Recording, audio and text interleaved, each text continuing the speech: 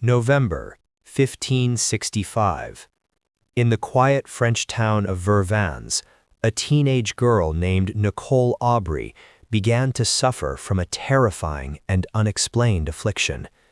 It started with her voice, growing deep, hoarse, and harsh, as if a stranger had taken residence in her throat. She refused food, her body wasting away until the convulsions began.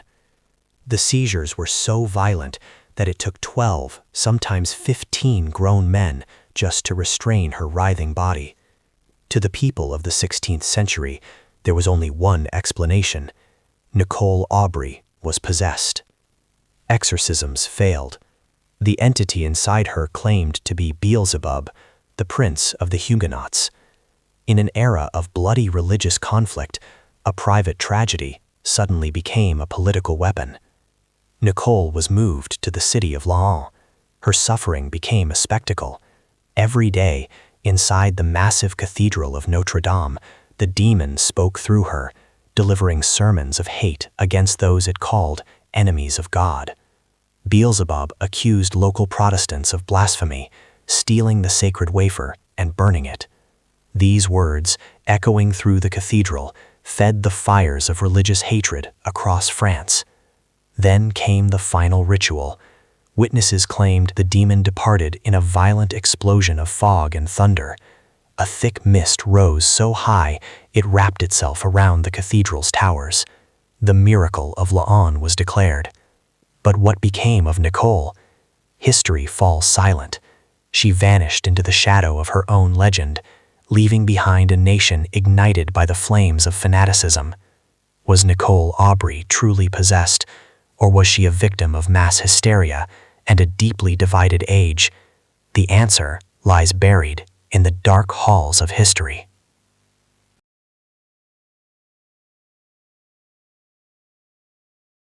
Many seek answers from the beyond, placing their fingers on a wooden board in hopes of a whisper from a loved one.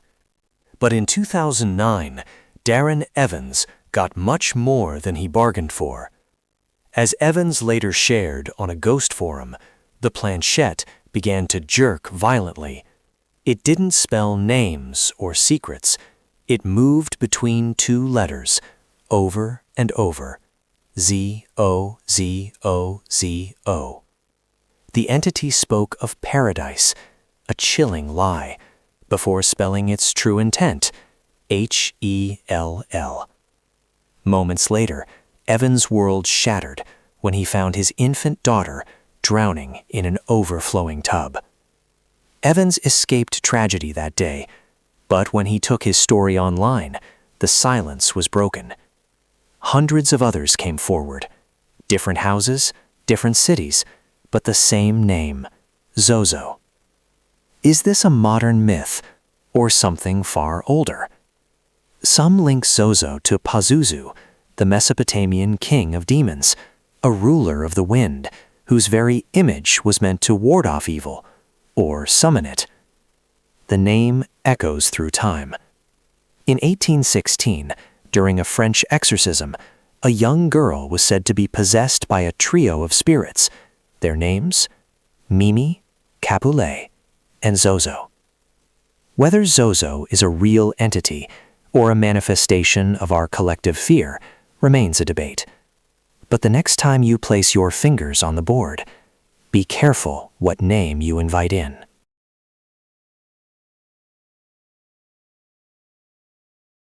On Feb 16, 1981, 19-year-old Arne Cheyenne Johnson stabbed 40-year-old Alan Bono to death in Brookfield, Connecticut.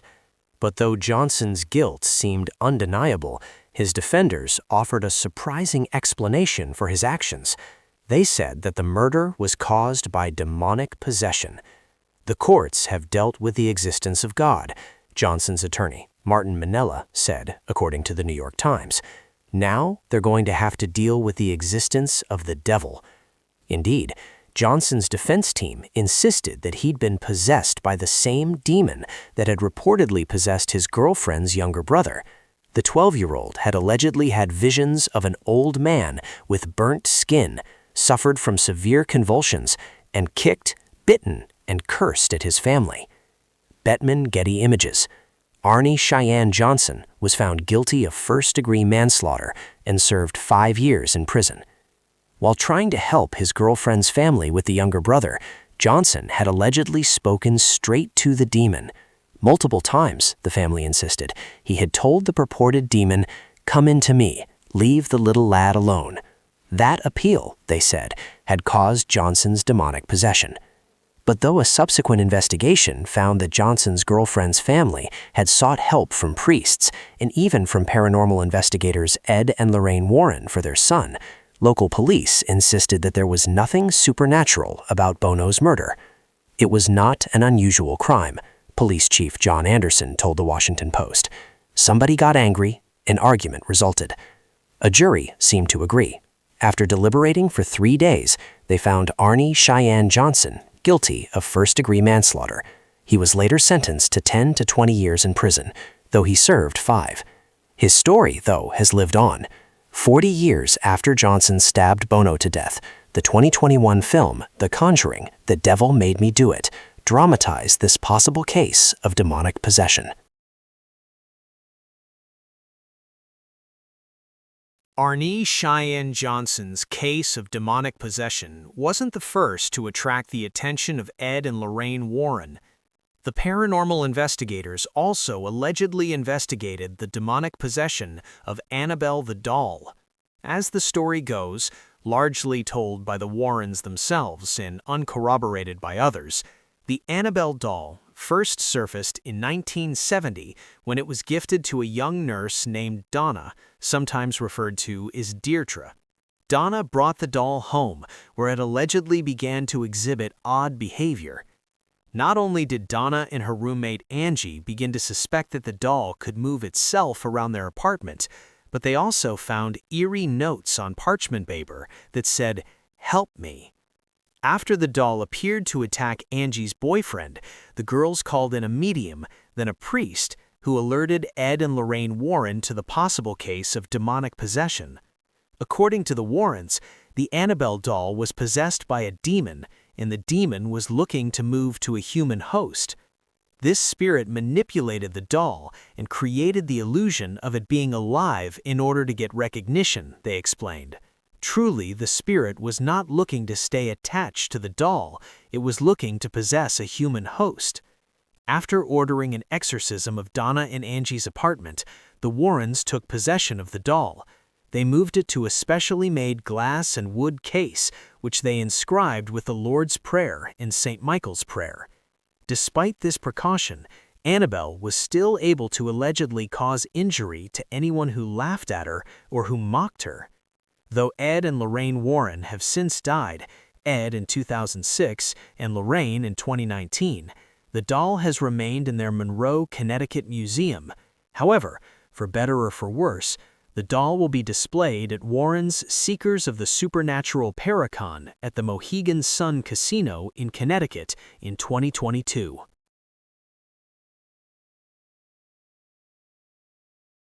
On October 6, 1974, an Englishman named Michael Taylor brutally murdered his wife, Christine, in the small town of Ossett, England. The night before, he'd allegedly been the focus of an exorcism led by his local church. The Taylors weren't particularly religious, but found a community with the Gauber Christian Fellowship Group. There, Michael found something else, too, an attraction to Marie Robinson, a lay preacher. After Robinson rejected his advances, however, Taylor's personality seemed to change. He started acting erratically and even screamed at and struck Robinson. Soon, the church group decided that he needed an exorcism. After summoning the Taylors to a local church, the group restrained Michael and spent hours trying to cure his alleged demonic possession. They screamed at him, burned his tainted wooden cross, and allegedly succeeded at exorcising 40 demons from his body. Though they believed 3 demons remained, demons associated with murder, violence, and insanity, the church group let Michael and Christine go home the next morning. There, Michael turned on his wife. In an especially brutal attack, Taylor allegedly tore his wife's eyes and tongue out with his bare hands, then killed and dismembered the couple's dog. Police promptly arrested Michael, who told investigators that the exorcism the previous night had failed. They were too late, he said, according to The Sussex Devils, a true story of the 1980s satanic panic. Screen Rant reported that Taylor was acquitted at trial due to reasons of insanity. He spent 4 years in a psychiatric hospital before he was released.